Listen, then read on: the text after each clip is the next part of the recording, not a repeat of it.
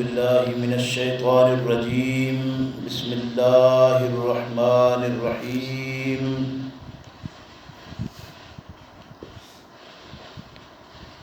من جاء بالحسنۃ فلہ عشر امثالها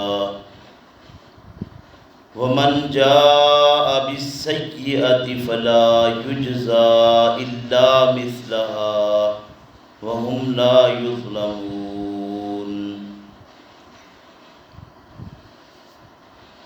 من جاء بالحسنہ، جو کوئی شخص لائے گا تم میں سے ایک نیکی، ایک عمل جو حسن عمل کہلاتا ہے، اچھا، فَلَهُ عَشْرُ أَمْثَالِهَا، تو اس کے اس عمل کے بدلے میں 10 گنا زیادہ اجر اور ثواب ہے۔ وَمَنْ جَاءَ بِالسَّيِّئَةِ، اور جو کوئی تم میں سے لائے گا برائی، فلا یجزی الا مثلها، تو اس برائی کے بدلے میں اتنا ہی وہ سزا پائے گا جتنا اس نے عمل برا کیا ہوگا۔ وَهُمْ لَا يُظْلَمُونَ، اور ان کے ساتھ کوئی ناانصافی نہیں کی جائے گی۔ یہ 8واں پارہ جو رات ہم نے تلاوت کیا تھا، اس میں سورہ الانعام کی آیت نمبر 160 ہے، جو آپ کے سامنے میں نے تلاوت کی ہے، ترجمہ بھی کیا ہے۔ اللہ تبارک و تعالی ہم سب کو اپنی کتاب کو صحیح معنوں میں سمجھنے کی توفیق عطا فرمائے۔ ماہ صیام جا رہا ہے، تو اس حوالے سے چند ایک باتیں آج کے سبق کے متعلق، اللہ توفیق دے تو یہ انسان کے لیے بہت بڑی اللہ رب کریم کی رحمت ہے کہ جو شخص بھی اچھے عمل کے لحاظ سے، اعمال صالحہ کے لحاظ سے عمل کرنے کی کوشش کرے، اللہ رب کریم کی رحمت ایسی انسان پر سایہ فگن ہے کہ وہ ایک کے بدلے میں 10۔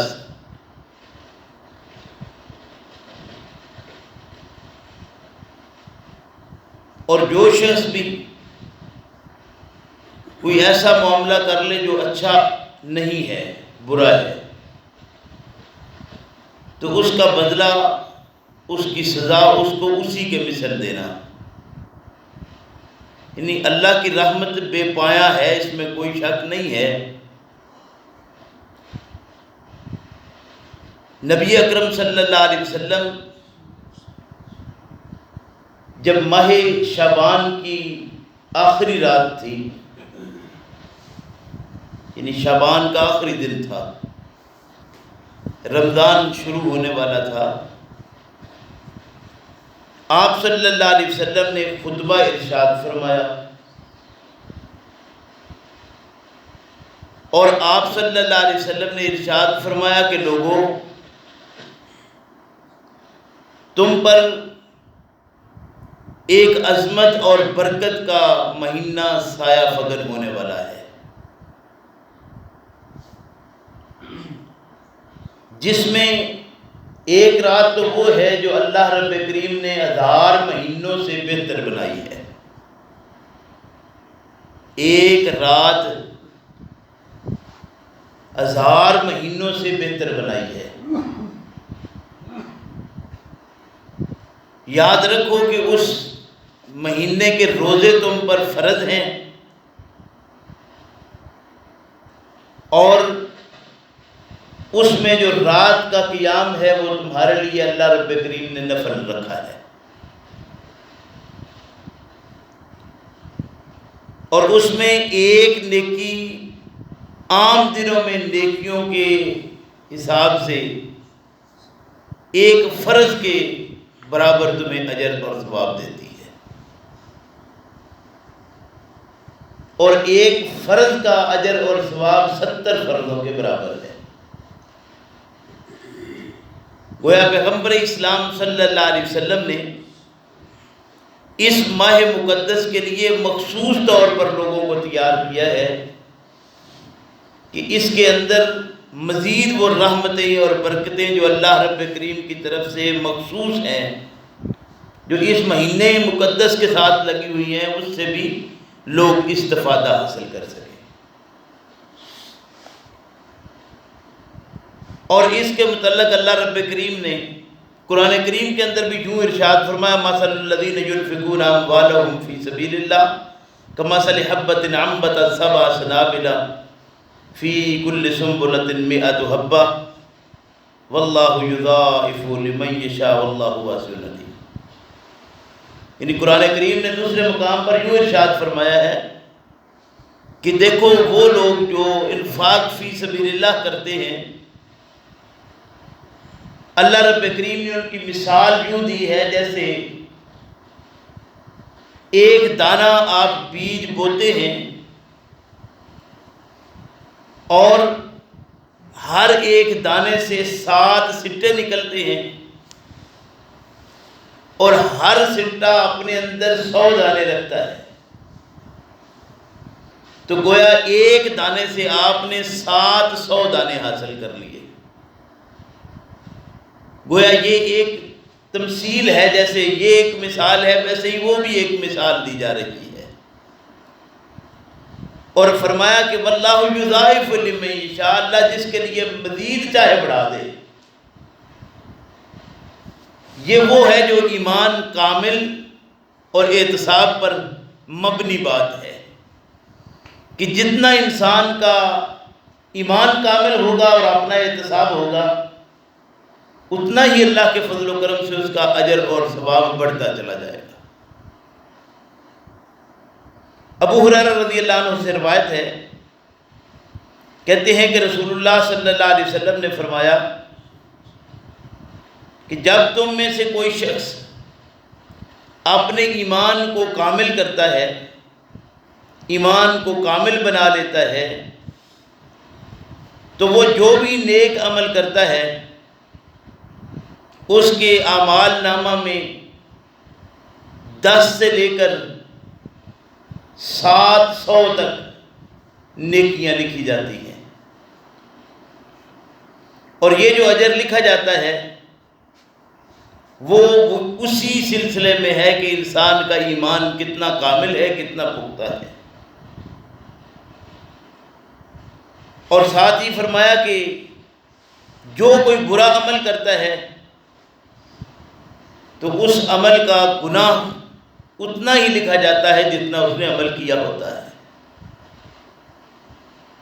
اور فرمایا آپ صلی اللہ علیہ وسلم نے کہ یہاں تک کہ وہ انسان اللہ سے ملاقات کرے، یعنی اس کے آخری ایام تک یہ صورتحال چلتی رہتی ہے۔ یعنی یہ ماہ مقدس ایسا ہے کہ اس میں مزید اللہ رب کریم نے کچھ رحمتیں رکھی ہیں۔ فرمایا من جاء بالحسنۃ فلہ عشر امثالھا، جو کوئی تم میں سے نیکی لائے گا تو اس نیکی کے بدلے میں 10 اس کو نیکیوں کا اجر اور ثواب ملے گا۔ اللہ کے پیغمبر صلی اللہ علیہ وسلم نے ارشاد فرمایا کہ دیکھو من صام رمضان ثم اتبعہ ستا من شوال کان کصیام الدہر، کہ تم میں سے جو شخص 30 مہینے کے روزے جو ہے وہ رکھتا ہے، یعنی مہینے سیام کے یہ مہینہ جو ہے آپ کا رمضان کا، اس کے جو روزے ہیں وہ رکھتا ہے، اور اس کے بعد شوال میں 6 روزے رکھ لے پورے مہینے کے اندر، شوال کے مہینے میں 6 روزے رکھ لے، یہ ماہ مقدس کے روزوں کے بعد آپ صلی اللہ علیہ وسلم نے ارشاد فرمایا کا سیام الدہر، ایسا ہے جس نے اسے پورا سال روزے رکھے ہیں، پورا سال روزے کا جو اجر ہے۔ پوچھا گیا یا رسول اللہ صلی اللہ علیہ وسلم یہ جو سلسلہ ہے کیسے؟ فرمایا کہ من جاء بالحسنۃ فلہ عشر امثالھا، جو کوئی تم میں سے نیکی کرے گا تو نیکی کے بدلے میں 10، تو یہ آپ کے روزے بن جاتے ہیں 36، 36 کو 10 کے ساتھ ضرب دیں تو 360، یعنی وہ پورے سال کے روزوں کے برابر اس کو اجر اور ثواب مل جائے گا اس کا۔ صحابہ نے پوچھا یا رسول اللہ صلی اللہ علیہ وسلم بعض اوقات 29 روزے بن جاتے ہیں، تو اللہ کے پیغمبر صلی اللہ علیہ وسلم نے ارشاد فرمایا واللہ یضاعف لمن یشاء، اللہ جس کے لیے چاہے مزید بڑھا دیتا ہے۔ یہ 29 اور 30 کا آپ کے اختیار میں نہیں ہے، جس نے 29 رکھے ہیں، ظاہر ہے اگر 30واں دن بنتا تو یہ کیسے ہو سکتا تھا کہ وہ چھوڑ دیتا؟ اس لیے یہ اللہ کے پیغمبر صلی اللہ علیہ وسلم کی جو دی ہوئی تعلیمات ہیں، اللہ کی کتاب ہے، یہ ہمیں اس طرف رغبت دلاتی ہے کہ دیکھو لوگوں نیکیوں کی طرف آؤ، نیکیوں کی طرف بڑھو۔ یہ وہ معاملہ ہے کہ آپ ذرا اللہ کی طرف قدم بڑھاتے ہیں، اللہ آپ کی طرف دوڑ کر اپنی رحمت کی لپیٹ میں آپ کو لیتا ہے، لیکن یہ ہم خود کوشش کچھ نہ کچھ تو بہرحال ہمیں کرنا پڑے گی نا۔ تو یہ اپنے ایمان کو کامل کرنا، اپنا احتساب کرنا، رات کے قیام میں بھی، دن کے روزے میں بھی۔ یہ بات پہلے بھی آپ سن چکے ہیں کہ دیکھیے اللہ کے پیغمبر صلی اللہ علیہ وسلم کا واضح ارشاد ہے، فرمایا کہ دیکھو جو شخص روزہ رکھتا ہے، کھانا پینا چھوڑتا ہے، اگر وہ قول زور سے باز نہیں آتا، جھوٹ بولتا ہے اور جھوٹ پر جو معاملات ہیں ان میں عمل کرتا ہے، من قال قول الزور والعمل به، اگر کوئی شخص جھوٹ بولتا ہے یا جھوٹے معاملات کرتا ہے، جھوٹ کے معاملات میں ساتھ دیتا ہے، تو اللہ رب کریم کو اس کی کوئی حاجت نہیں، لیس للہ حاجۃ ان یدع طعامہ و شرابہ، کہ کوئی کھانا پینا آپ چھوڑ دیں گے، اللہ کو اس کا کوئی مقصد نہیں کہ آپ چھوڑ دیں تو چھوڑے رکھیں، مطلب آپ چھوڑیں یا کھائیں پیئیں فرق کوئی نہیں۔ اس لیے یہ بات لازم ہے کہ ماہ مقدس کے اندر اگر روزہ رکھا ہے تو جھوٹ سے بچنا ہے، بددیانتی سے بچنا ہے، بے ایمانی سے بچنا ہے، دھوکے سے بچنا ہے، فراڈ سے بچنا ہے، ہر طرح کی جو عام حالت میں برائیاں ہیں پہلے وہ چھوڑنی ہیں، ان کے بعد یہ جو عام حالت میں ہم رزق کھاتے ہیں، کھانے پینے کا یا باقی معاملات جو ہم پورے کر لیتے ہیں، ان سے جو مخصوص وقت پر رکنا ہے وہ تب ہی فائدہ مند ہو سکتا ہے جب عام حالات میں جو برے کام ہیں ان سے تو پہلے رکیں۔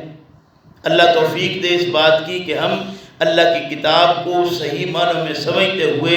اپنے اعمال، اپنے کردار، اپنے اخلاق وہ بنائیں جو اللہ کے ہاں پہنچ کر کل ہمارے لیے باعث رحمت واقعتاً بن جائیں۔ یوں نہ ہو کہ یہ سلسلہ ایسا بن جائے کہ یہ نمازیں، یہ روزے، یہ حج، یہ زکاتیں ساری ہمارے منہ پر مارے جائیں کہ حضرت تم تو جس کام کے لیے یہ سارا سلسلہ تم نے کیا تھا وہ آپ کا مکمل ہو گیا، وہ سلسلہ جب مکمل ہو گیا، جب دنیا کے لیے تم نے کیا تھا، دنیا کا معاملہ تو ختم ہو گیا، اس میں جو کچھ آپ کو ملنا تھا مل چکا ہے، اب آپ کے لیے کوئی چیز یہاں موجود نہیں ہے۔ کہیں سلسلہ ایسا نہ بن جائے، اس لیے اپنی اعمال کو کرنے کے بعد ان کو سنبھالنا بھی ہے۔ اللہ مجھے بھی آپ کو بھی عمل کی توفیق